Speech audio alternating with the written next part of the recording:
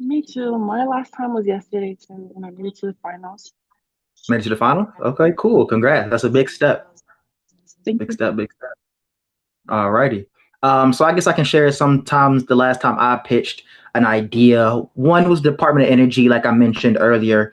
That was my first time pitching not my own business that I won the past pitch competitions from, but this was a whole new, different pitch. So I had to learn a technology that the Department of Energy I work with, specifically Sandia National Laboratories in New Mexico. They gave me a technology. I essentially had to research the technology over the 2 months or so for the internship and create a research study on how feasible was this technology to commercialize. So pretty much bring it to market. I had to find clients, I had to do interviews, I had to compile all that data together.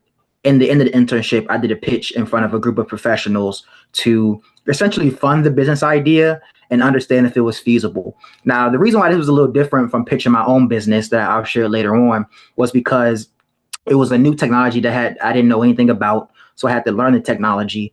And some of the points that I mentioned earlier, I had to build confidence up enough to present, a piece of technology that I never knew.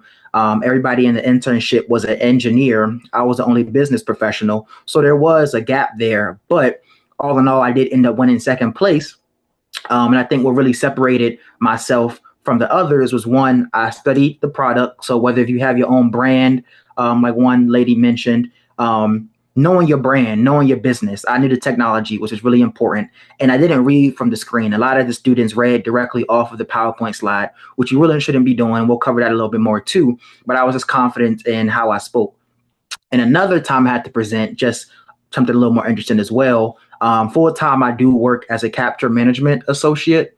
So I work in the technology defense industry full time, and I work in international business. So last year, I was able to travel to Saudi Arabia, where we had to put a presentation together for some of our partners. So I sell ground based radars.